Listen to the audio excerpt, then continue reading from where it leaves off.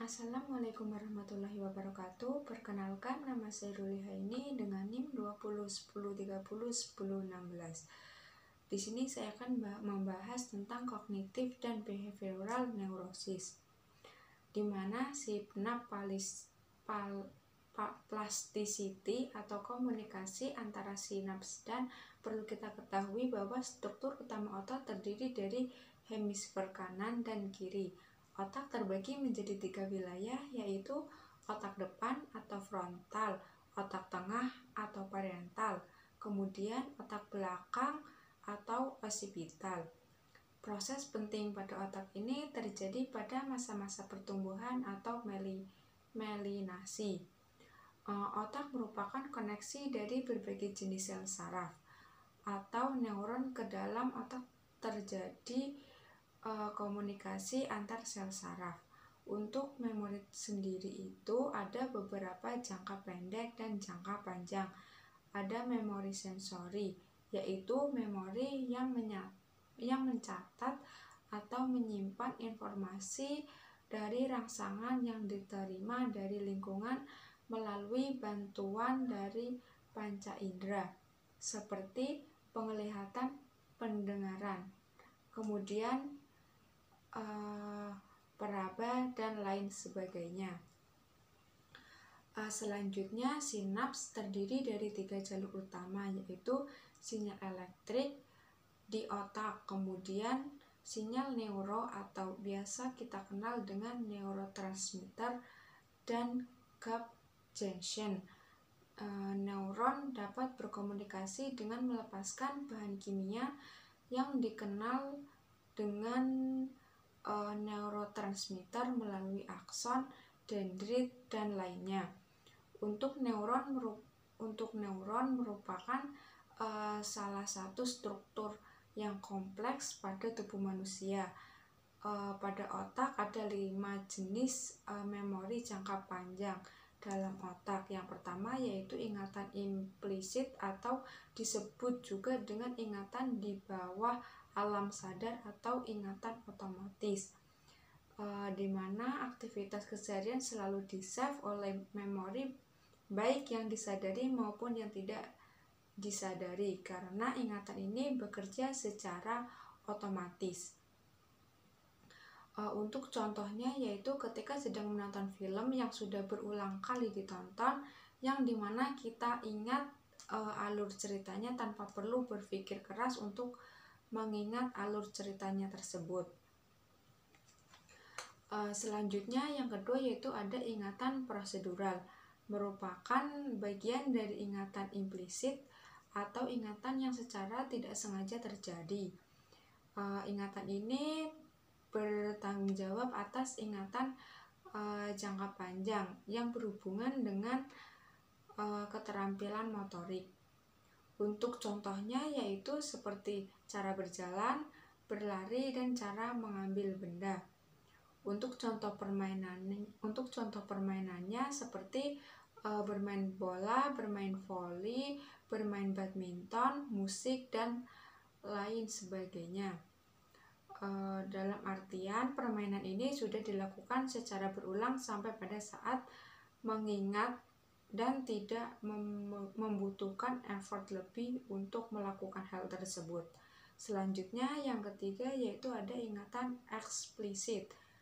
Ingatan eksplisit ini merupakan ingatan yang memerlukan usaha yang lebih untuk menghadirkan kembali ingatan yang telah berlalu.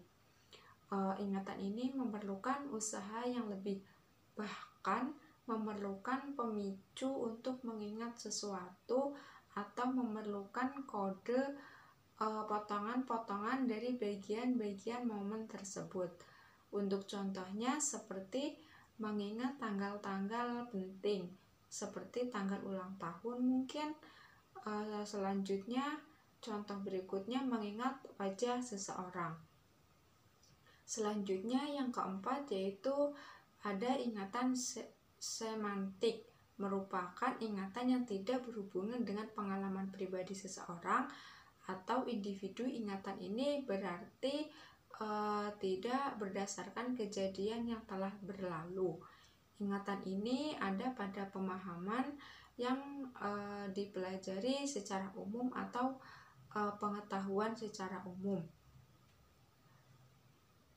Untuk contohnya yaitu seperti mengetahui nama buah, mengerti cara menggunakan pensil, terus mengetahui nama-nama negara, dan mengetahui cara mengendarai sepeda motor. Yang kelima yaitu ada ingatan episodik, di mana ingatan ini merupakan koleksi unik yang ada pada masing-masing individu, karena setiap individu mengalami suatu kejadian tertentu yang tidak sama dengan individu yang lainnya. Untuk contohnya yaitu seperti kenangan pada saat pertama kali masuk sekolah. Jadi kesimpulan 5 jenis memori tersebut, sinapsis berfungsi untuk menyimpan, membentuk, dan mengenang kembali ingatan-ingatan tersebut. Selanjutnya yaitu jenis ingatan jangka pendek ini adalah ingatan yang bisa kita ingat sekitar 30 detik dan hanya dapat menerima sekitar 7 buah informasi dalam satu ingatan.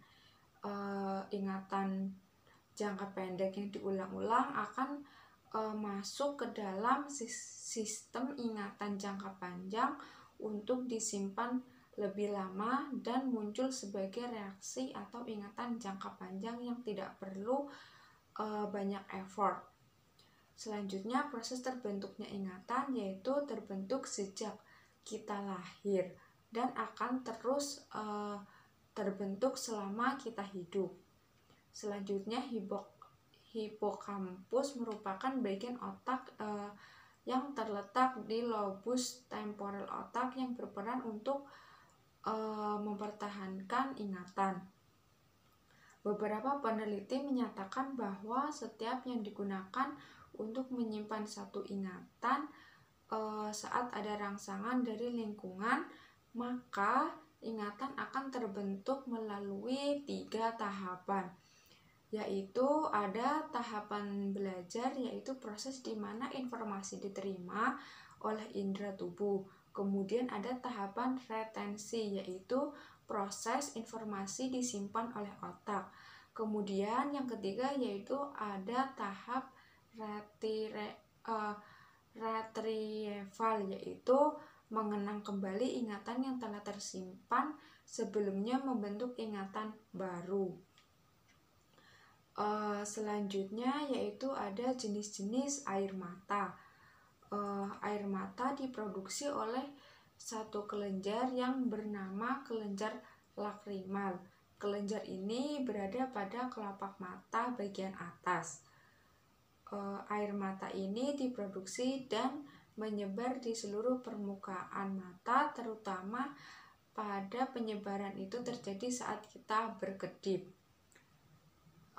Air mata memiliki struktur yang mirip dengan air liur yang sebagian besar terbuat dari air, tetapi di dalam air mata juga mengandung garam, minyak, dan berlemak.